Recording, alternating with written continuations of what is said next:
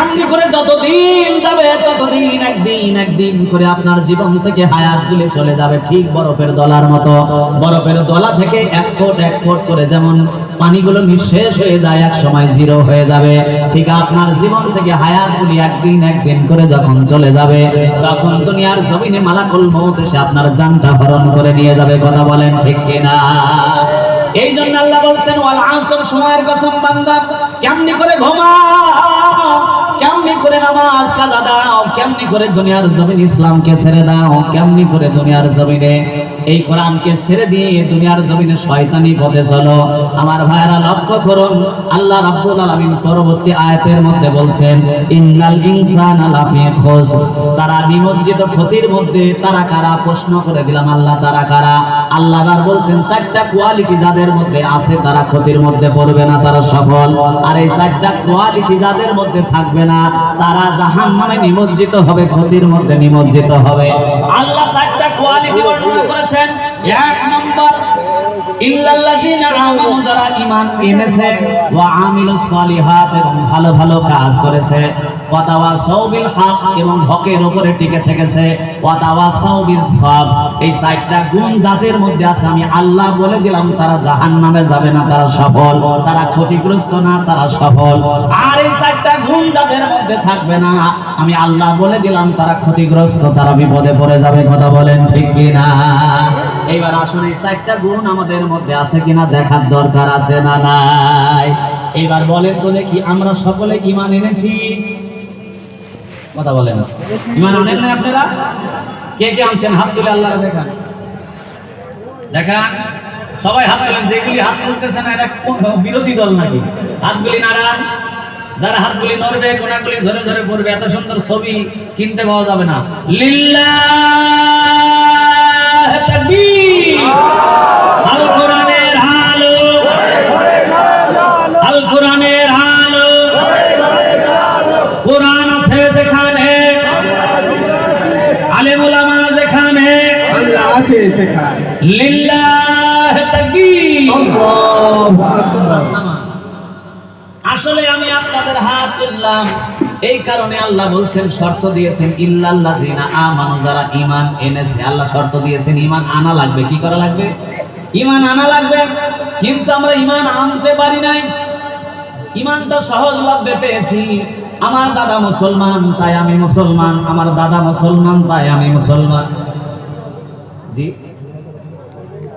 আমার আম্মাজানদের ওখানে জায়গা হচ্ছে না, এক বোন আর এক বোনকে বসার জায়গা করে দেন, আল্লাহ জান্নাতের মধ্যে ব্যবস্থা করে দেবে।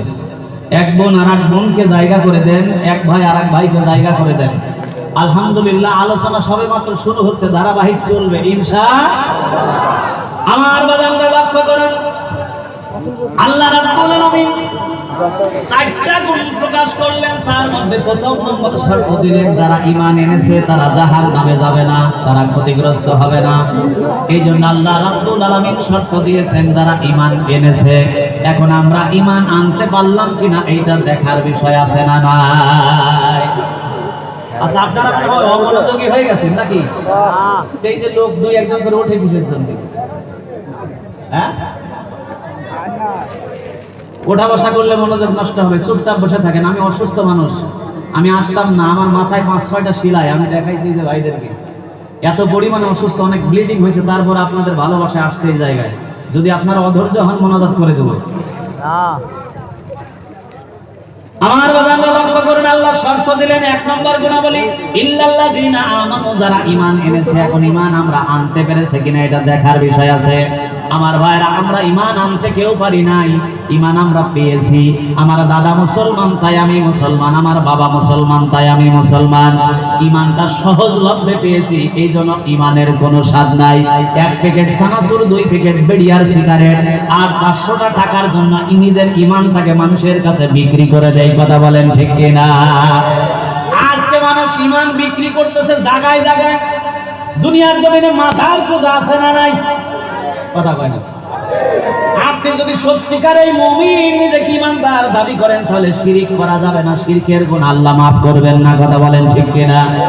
আমার দেশেও মাজার পূজার নামে অসংখ্য পরিমাণে মানুষগুলি ঈমান নষ্ট করে মানুষদেরকে জাহান্নামী বানাচ্ছে। কথা বলেন ঠিক কিনা? শিরকের গুনাহ আল্লাহ মাফ করবেন না। হকুল্লাহ হাক্কুল ইবাদ, আল্লাহ জানায় দিচ্ছেন দুনিয়ার জমিনে বান্দার হক যদি কেউ নষ্ট করে সেটা আল্লাহ মাফ করবেন না, তার কাছে মাফ নেওয়া লাগবে। আর আল্লাহর হক যদি কেউ নষ্ট করে আল্লাহ এটা কিয়ামতের দিন মাফ করবেন না। কেন মাফ করবেন না? ভালো করে লজিক দেই, এবার ভালো করে শোনেন। আজকে থেকে যদি এই জায়গায় বৌদি আপনার স্ত্রী ফোন দেয়, তুমি কোথায়? আপনি বলবেন জলসায়, বলবে যে 1 কেজি 2 কেজি জিলাপি অথবা জিনিস কিনে নিয়ে এসো। আপনি আদরের ঠেলায় 4 কেজি কিনবেন। কয় কেজি? 4 কেজি। এবার বাড়িতে গিয়ে যদি দেখেন বৌদি বাড়িতে নাই, কি নাই? বাড়িতে না, আপনি খোঁজাখুঁজি করবেন, টয়লেটে খুঁজবেন, পোশাকখানায় খুঁজবেন, বাড়িতে খুঁজবেন, রোমে রোমে খুঁজবেন। এরপরে পেলেন না, মোবাইল করবেন, কই আমি তো তোমার জন্য জিলাপি আনছি, মিষ্টি মিঠাই আনছি, তোমাকে তো খুঁজে পাই না। এখন বৌদি